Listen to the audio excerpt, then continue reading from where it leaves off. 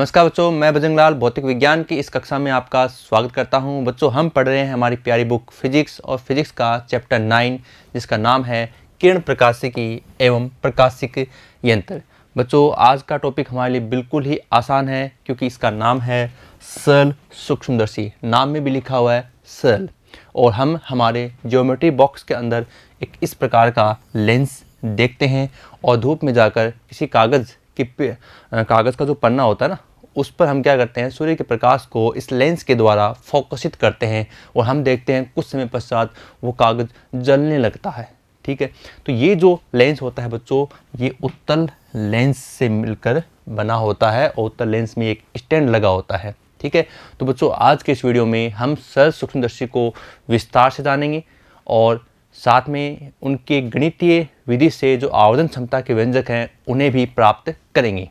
लेकिन अगर आपने उससे पहले ये पहले वाले फिजिक्स के वीडियो नहीं देखे हैं तो आप उन्हें ज़रूर देखें, क्योंकि फिजिक्स के वीडियो एक दूसरे से लिंक होते हैं। तो बच्चों, कॉपी पेन के साथ आप तैयार हो जाइए, हम जानते हैं सूक्ष्मदर्शी के बारे में। सबसे पहले बच्चों, हम इस यूनिट में जो पार्ट है प्रकाशिक यंत्र, उनकी बात करते हैं कि प्रकाशिक यंत्र क्या होते हैं। तो प्रकाशिक यंत्र की इस क्रम में हम माइक्रोस्कोप और टेलीस्कोप, सूक्ष्मदर्शी और दूरदर्शी के बारे में जानेंगे। क्योंकि एक तो होती है सूक्ष्म वस्तु जिसको हम बड़ा करके देखते हैं, और एक होती है दूरस्थ स्थान यानी दूर स्थित वस्तु जिसको हम आँख के समीप लाकर देखते हैं। ठीक है, तो इन्हें देखने के लिए जो उपकरण हमें चाहिए वो क्या होते हैं, वो प्रकाशिक यंत्र होते हैं।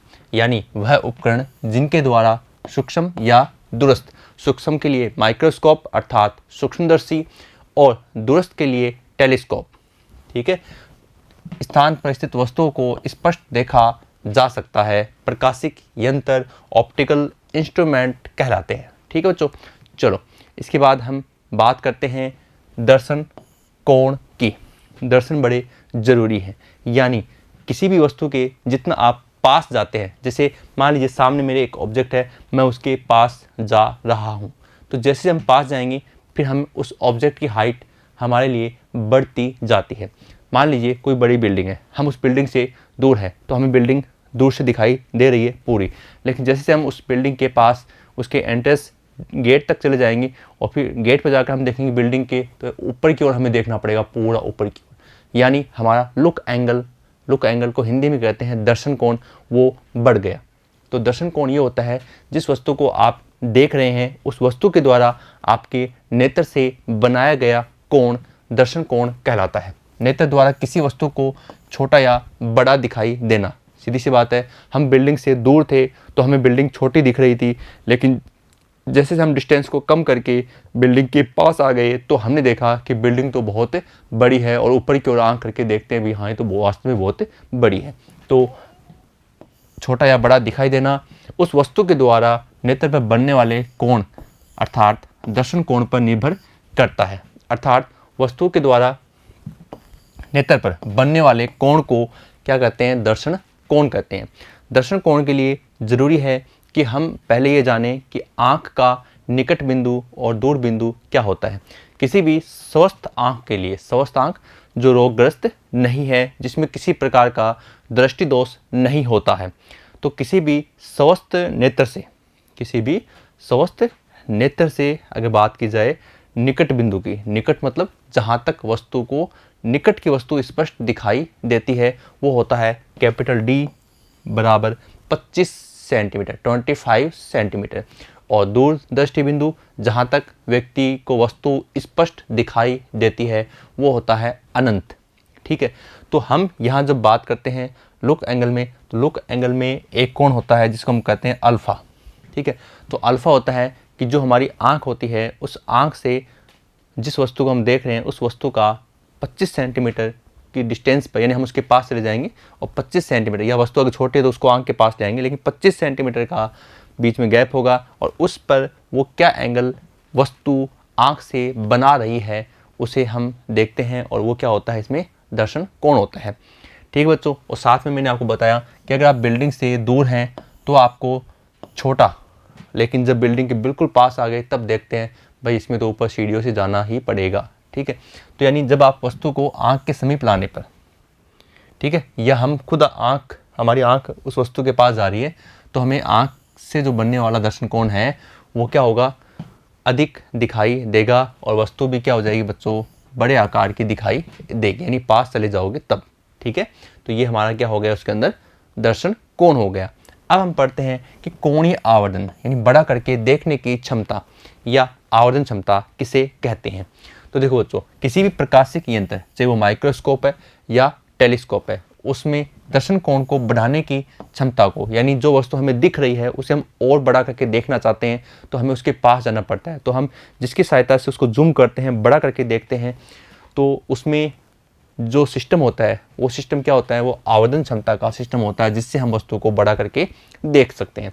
तो उसमें क्या होते हैं, लुक एंगल को बढ़ाना पड़ता है, हमें उस वस्तु के और समीप जाना पड़ता है। किसी प्रकाशिक यंत्र, ये परिभाषा आपके ज़बरदस्त काम में आने वाली है, क्योंकि आगे जो मैथमेटिक टॉपिक आएंगे इनके अंदर वहाँ आवर्धन क्षमता निकालनी होगी और वहाँ हम सीधा लिखेंगे m बराबर बीटा अपॉन अल्फ़ा। ठीक है, तो आपको ये पता होना चाहिए कि बीटा और अल्फ़ा क्या होते हैं। अल्फ़ा तो आप समझ चुके हैं, स्पष्ट दृष्टि की न्यूनतम दूरी 25 सेंटीमीटर पर बिना किसी यंत्र की सहायता से, यहाँ यंत्र का मतलब है लेंस या दर्पण से।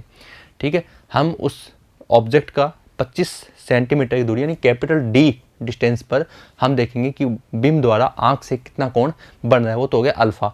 और जो उस बिंब का जो प्रतिबिंब बनता है प्रकाशिक यंत्र यानी लेंस की सहायता से या दर्पण की सहायता से जो प्रतिबिंब बनता है, उस प्रतिबिंब के द्वारा नेत्र से बनने वाला कोण वो होता है बीटा।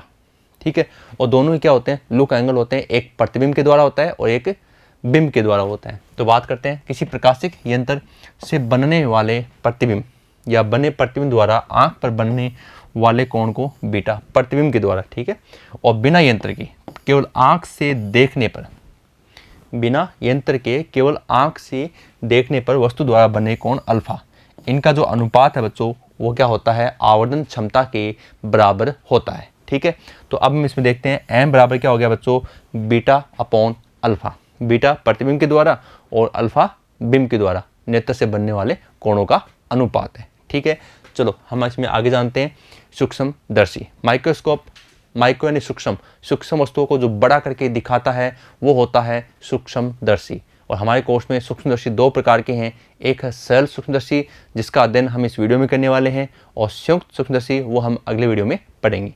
फिलहाल हम ये जानते हैं कि सूक्ष्मदर्शी कहते कैसे हैं। तो वह उपकरण जिसकी सहायता से सूक्ष्म यानी छोटी से छोटी वस्तुओं को हम क्या कर सकते हैं, आवर्धित बड़ा करके देखा जा सकता है, सूक्ष्मदर्शी कहलाता है। ठीक है, और मैंने आपको बताया दो प्रकार के होते हैं, सरल और संयुक्त। ठीक है बच्चों, अब हम जानते हैं सरल सूक्ष्मदर्शी किसे कहते हैं। तो सरल सूक्ष्मदर्शी किसे कहते हैं, तो सबसे पहले आपको बता दूं, इस लेंस में होता है उत्तल लेंस। ठीक है, अब खास बात होती है कि इसकी फोकस दूरी कम रखी जाती है, क्योंकि ये आगे जाकर गणितीय विवेचन करने के बाद हमारे दिमाग में आएगा कि m डिपेंड करता है f पर। m मतलब है यहाँ पर मैग्नीफाइंग पावर यानी आवर्धन क्षमता, वो डिपेंड करती है फोकस दूरी पर। तो फोकस दूरी जितनी कम रखी जाएगी तो स्मॉल m उतना ही अधिक हो जाएगा, वस्तु उतनी ही बड़ी हमें दिखाई देती है।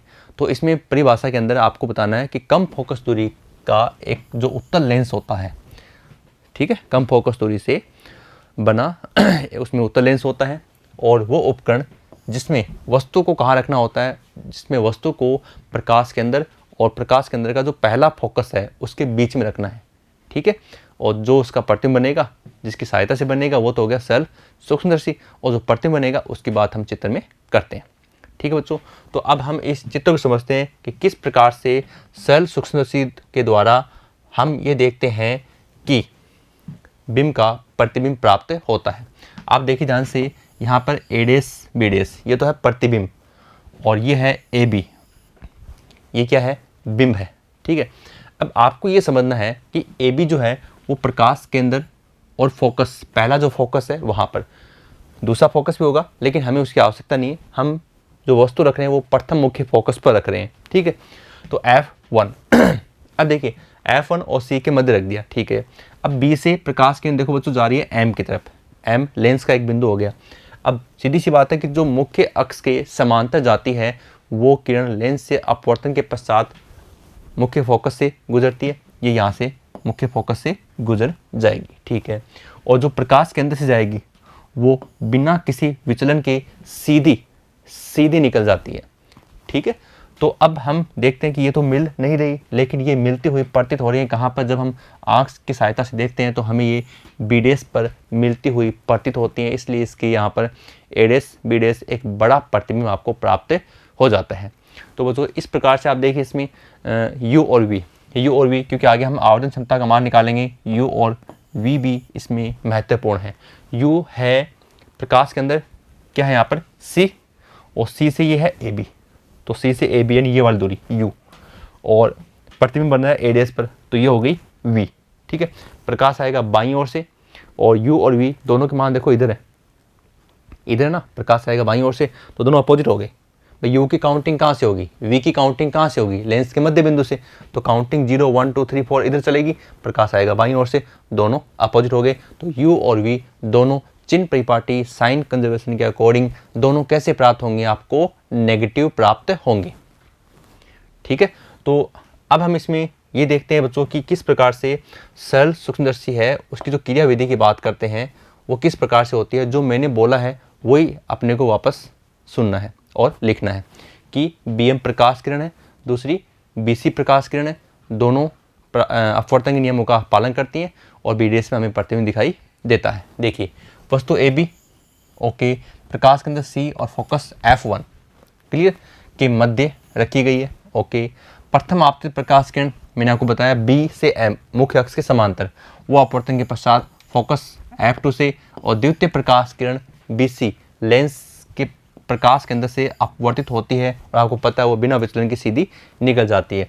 ये दोनों जो प्रकाश किरणें बच्चों वो आँख को बिंदु बी डैश पर मिलती हुई प्रतीत होती हैं, जिससे बिंब ए बी का आभासी सीधा और बड़ा प्रतिबिंब ए डैश बी डैश हमें प्राप्त हो जाता है। ठीक है बच्चों, तो हम इसमें अब आगे बढ़ते हैं बच्चों। क्रियाविधि होगी, अब इसका गणितीय पार्ट शुरू हो रहा है। गणितीय पार्ट शुरू होने से पहले मैं आपको बता दूं, अब जो आने वाली वीडियो है उसमें भी ये आपको सीखने को मिलेगा कि आवर्धन क्षमता कैसे ज्ञात करते हैं। तो किसी भी सूक्ष्मदर्शी की या दूरदर्शी की आवर्धन क्षमता जब निकालते हैं, फॉर्मूला हमारा होता है beta upon alpha small m के इक्वल, m बराबर बीटा अपॉन अल्फ़ा। तो पहले बीटा और अल्फ़ा की वैल्यू टेन थीटा के माध्यम से निकालनी है दिए गए डायग्राम से। ठीक है, दिए गए मतलब जो क्रियाविधि का जो चित्र बनेगा उसकी सहायता से। ठीक है, और फिर बीटा और अल्फ़ा का मान रखना है, कैलकुलेशन करना है, और सीधा सा आपका आंसर आ जाएगा। पहले ये जान लें कि सूत्र क्या है। आवर्धन क्षमता m होती है, मैंने आपको बताया था, प्रतिबिंब के द्वारा आँख से बनने वाला कोण और बिंब द्वारा आँख से बनने वाला कोण। लेकिन सूक्ष्मदर्शी के अंदर जो बिंब द्वारा आँख से बनने वाला कोण है वो चाहे सरल हो चाहे संयुक्त हो, दोनों के अंदर 25 सेंटीमीटर की दूरी पर बनता है। इसलिए हमने लिखा है स्पष्ट दृष्टि की न्यूनतम दूरी पर बिंब द्वारा आँख पर बनने वाला कोण। ठीक है, चलो, तो m बराबर हो गया बीटा अपॉन अल्फ़ा। तो ये तो आप सीधा सा लिख देंगे m बराबर beta upon alpha, equation first. अब पहले अल्फ़ा की बात करते हैं। जैसे मैंने कहा कि अल्फ़ा तो 25 सेंटीमीटर की दूरी पर प्राप्त होगा, तो बिल्कुल अलग से एक चित्र हम बनाएंगे, उसमें नेत्र के साथ 25 सेंटीमीटर की दूरी डी के साथ होगी ए बी। ठीक है, तो ए बी रखा, डी रखा। अब देखिए आप देख रहे हैं कि सर ये तो समकोण त्रिभुज लग रहा है, बिल्कुल हमें समकोण त्रिभुज लग रहा है, और इस समकोण त्रिभुज में हमें निकालना है टेन अल्फ़ा। ठीक है, टेन अल्फ़ा, तो टेन अल्फ़ा हो जाएगा लंब बटा आधार लाल बटा कक्का की सहायता से। तो लंब तो आपका हो गया इसमें ए बी, ओके, और आधार में आ जाएगा डी। अब देखिए नेत्र से डिस्टेंस किधर है, वस्तु किधर है, इधर है। ठीक है, प्रकाश आएगा बाईं ओर से, दोनों क्या हो गए, अपोजिट हो गए, तो यहाँ पर आ गए माइनस। ठीक है, तो ten alpha equal A B बट्टा माइनस डी, ये आपकी हो गई इक्वेशन फर्स्ट। ठीक है, सॉरी इक्वेशन फर्स्ट हो चुकी है, लेकिन अब इस इक्वेशन फर्स्ट में जो वैल्यू रखनी है उसमें से पहली वैल्यू ये हो चुकी है टेन अल्फ़ा की, कोई दिक्कत नहीं है। अब आप कहीं से टेन बीटा कैसे निकालें, तो टेन बीटा के लिए आपको बच्चों देखना होगा चित्र के अंदर, यहाँ जाइए। टेन बीटा होता है प्रतिबिंब के द्वारा, हालांकि प्रतिबिंब ए डैश बी डैश है, तो ए डैश बी डैश ये सी से कोण बना रहा है, ये होगा बीटा। ठीक है, तो चाहे तो आप यहाँ से निकाल लीजिए और चाहे आप यहाँ से निकालो, ये ए बी दिखा ना आपको, ये दोनों ए के अनुपात में आ रहे हैं, तो ए बी यानी बी ए सी या फिर बी डैश ए डैश सी से, यहाँ से दो मेथड बनते हैं, चाहे तो आप बी ए सी से निकाल लीजिए, चाहे बी डेस ए डेस सी से निकाल लीजिए, क्योंकि दोनों के लिए ये जो बीटा है वो कॉमन है। आपको बीटा तो निकालना है, तो हालांकि वो प्रतिबिंब की तरह होता है, लेकिन यहाँ तो बिंब से ही बन रहा है, दोनों का कोण क्या सेम आएगा बीटा, तो इसलिए कोई इश्यू नहीं है। यहाँ से दो मेथड बन सकते हैं, हम जो सबसे छोटा मेथड है वो लेकर चलेंगे, ठीक है। तो यहाँ से छोटा लेंगे तो ये हो जाएगा लंब बटा आधार, तो लंब तो हो गया ए बी, आधार में क्या है यू, वो क्या आ जाएगा माइनस का, तो tan बीटा बराबर लंब हो गया आपका ए बी बटा आधार में हो जाएगा माइनस यू, ठीक है। चलो हम इसमें इसको सॉल्व करते हैं। तो देखो tan अल्फा तो आपका आ गया ए बी बटा माइनस डी, जो अभी चित्र से बनाया था, और प्रतिबिंब वाला क्रिया विधि वाले चित्र से आ गया tan बीटा बराबर लंब हो गया ए बी बटा आधार हो गया माइनस यू, ठीक है। अब हमें पता है tan अल्फा और साइन अल्फा होते हैं, ये जो थीटा होते हैं साइन और tan, इनकी जो न्यूनतम वैल्यू होती है वो इनके थीटा के बराबर होती है। तो tan अल्फा की अगर अल्फा मिनिमम है तब tan अल्फा अप्रोक्सीमेट क्या होता है अल्फा, ठीक है बच्चों। और बीटा की बात करें तो बीटा भी क्या होता है tan बीटा अप्रोक्सीमेट बीटा, यानी tan अल्फा अगर अल्फा का मान न्यूनतम है तो tan अल्फा इक्वल होगा अल्फा के, इसी प्रकार से tan बीटा इक्वल होगा ओनली बीटा के, ठीक है। अब जब देखो ये tan अल्फा अल्फा के इक्वल है तो इसका मतलब अल्फा हो जाएगा ए बी बट्टा माइनस डी के बराबर और बीटा हो जाएगा ए बी बट्टा माइनस यू के बराबर, ठीक है।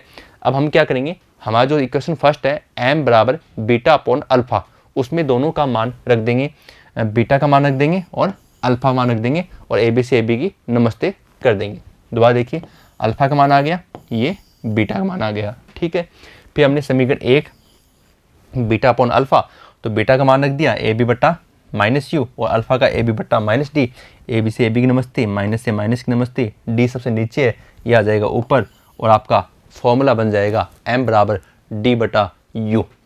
ये फॉर्मूला किस चीज़ का है, ये है सरल सूक्ष्मदर्शी की आवर्धन क्षमता, ठीक है, कि कितना मैग्नीफाई कर सकता है, तो ये आ गया m बराबर डी बटा यू।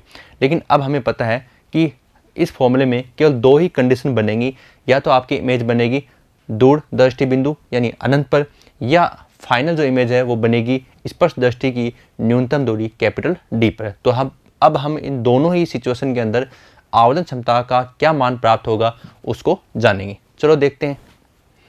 सबसे पहले बच्चों, जब अंतिम प्रतिबिंब कहाँ बन रहा है, स्पर्श दृष्टि की न्यूनतम दूरी यानी डी बराबर ये बन रहा है 25 सेंटीमीटर। हालांकि 25 सेंटीमीटर हम गणित के सवालों में काम लेते हैं, फिलहाल हम फॉर्मूला बना रहे हैं तो इसलिए केवल कैपिटल डी ही यहाँ पर लिखेंगे। तो देखो कैसे निकालेंगे, कहाँ बन रहा है v बराबर ये डी पर बन रहा है, माइनस होगा क्योंकि लेंस के इधर बन रहे हैं और प्रकाश आएगा बाईं ओर से, ठीक है। और u का मान नेगेटिव होगा, u बराबर माइनस यू, वैसे नहीं होता लेकिन चिन्ह परिपाटी के अनुसार यहाँ u का मान क्या होगा माइनस होगा, ठीक है। तो v बराबर माइनस डी और u बराबर माइनस यू, ओके। चलो अब हम लगाते हैं lens formula 1/f equal 1/v minus 1/u, ठीक है। देखो v का मान रख दिया माइनस डी, कोई दिक्कत नहीं है, u का मान रख दिया माइनस यू, कोई समस्या नहीं है, माइनस से माइनस ये हो गया हमारा प्लस, ठीक है। अब देखो अब ये जो माइनस है उसको तो ले जाओ ना, 1/f बराबर 1/u, तो प्लस का है ही माइनस 1/d, ठीक है। अब इसको इधर ले आओ, इसको इधर ले आओगे तो बच्चों ये हो जाएगा माइनस वाले इधर लाओगे तो 1/f plus 1/d equal 1/u। यानी हमें जो भी आवर्धन क्षमता में सिचुएशन रखनी है उसमें सब में 1/u का ही मान निकालना है, 1/u का ही मान निकालना है। और फिर जो हमारा आवर्धन क्षमता का मान था m बराबर d/u, तो इसमें d गुणा 1/u है, तो 1/u में ये वैल्यू आ जाएगी और हमारा आंसर आ जाएगा। चलो देखते हैं आगे, तो इसको सॉल्व करते हैं। तो ये आ गया 1/f equal 1/u minus 1/d, 1/d को हम इधर ले गए तो प्लस का हो जाएगा, लीजिए 1/f प्लस 1/d, तो बच गया क्या 1/u 1/u, ठीक है। अब हमें पता है आवर्धन क्षमता होती है m बराबर d/u, ठीक है। तो m बराबर d/u होती है, इसमें 1/u को अलग कर दीजिए और 1/u की वैल्यू आपके सामने है 1/f प्लस 1/d, वो याद रख दीजिए। रखने के बाद में क्या करना है बच्चों, आपको ये रखने के बाद में इस d को अंदर गुणा करना है, दोनों से गुणा करेंगे तो देखो ये हो गया d/f और ये हो गया d/d। अब जाहिर सी बात है d/d तो हो जाएगा 1 और हमारा आंसर आ गया m बराबर एक को इधर लिख दिया हमने, तो 1 प्लस डी बटा एफ, बाकी डी बटा एफ प्लस 1 ये भी सही है, ए प्लस बी या बी प्लस ए यहाँ पर गणित के लिए, ठीक है। तो m बराबर हो गया 1 प्लस डी बटा एफ। तो इसका मतलब ये हुआ कि f का मान जितना कम होगा उतना ही m अधिक होगा, ठीक है। तो ये फर्स्ट कंडीशन हमने सॉल्व की है। सेकंड कंडीशन देखते हैं। सेकंड कंडीशन में है कि जब अंतिम प्रतिबिंब बच्चों कहाँ बनता है, अनंत पर प्राप्त होता है। जब अनंत पर प्राप्त होता है तो फिर से देखो सीधी सी बात है, लेंस फॉर्मूला, ओके। फिर लेंस फॉर्मूले के अंदर v की कंडीशन तो वस्तु कहाँ प्राप्त हो रही है, फाइनल इमेज कहाँ प्राप्त हो रही है, अनंत पर, ठीक है। u का चिन्ह परिपाटी के अनुसार कैसा आएगा, माइनस आएगा। तो देखो हमने v की जगह रख दिया यहाँ पर अनंत और u की जगह हमने रख दिया माइनस u, ठीक है। अब माइनस माइनस तो हो गया बच्चों प्लस, ओके। और 1 अपॉन इन्फिनेटिव का होता है बच्चों 0, ठीक है, क्योंकि 1 अपॉन 0 इक्वल इन्फिनेटिव होता है, ठीक है। अब देखो 1 upon you equal 1 upon F, सीधा सा आ गया। और हमें पता है m इक्वल होता है d अपॉन यू, तो m इक्वल d गुणा 1 अपॉन यू, और m इक्वल देखिए अब 1 अपॉन यू कितना है, 1 अपॉन एफ, तो d अपॉन क्या आ गया, f आ गया, ठीक है बच्चों। देखते हैं तो m बराबर क्या हो गया, d अपॉन यू, इसमें 1 अपॉन यू छिपा हुआ है, इसको बाहर निकाल दिया, 1 अपॉन यू इक्वल क्या आ रहा है, 1 अपॉन एफ आ रहा है, और हमारा आंसर आ गया m equal D upon F, ठीक है।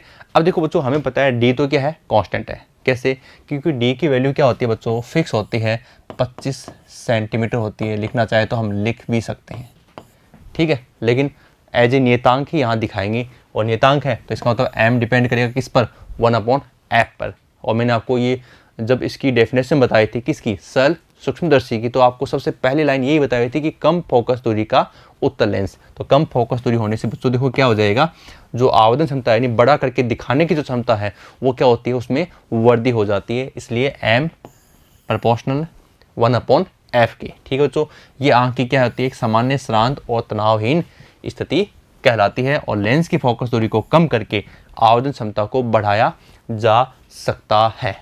तो बच्चों इस प्रकार हमने इस वीडियो में सरल सूक्ष्मदर्शी की क्रियाविधि और आवेदन क्षमता से संबंधित 2 महत्वपूर्ण विशेष स्थितियों के बारे में हमने जाना, ठीक है बच्चों। और जैसा कि आपको पता है कि सूक्ष्मदर्शी 2 प्रकार के होते हैं। पहला सरल सूक्ष्मदर्शी जो हम इस वीडियो में पढ़ चुके हैं, नहीं समझ में आया तो आप इसको एक बार फिर से रिवाइंड करके देखें, इतना ये डिफ़िकल्ट टॉपिक नहीं है। और इसका जो दूसरा भाई है वो है संयुक्त सूक्ष्मदर्शी, जो बोर्ड एग्जाम में महत्वपूर्ण है और बड़े नंबर के रूप में वो प्रश्न आपकी परीक्षा में आता है। तो संयुक्त सूक्ष्मदर्शी के बारे में जानने के लिए बच्चों मिलते हैं नेक्स्ट वीडियो में। धन्यवाद।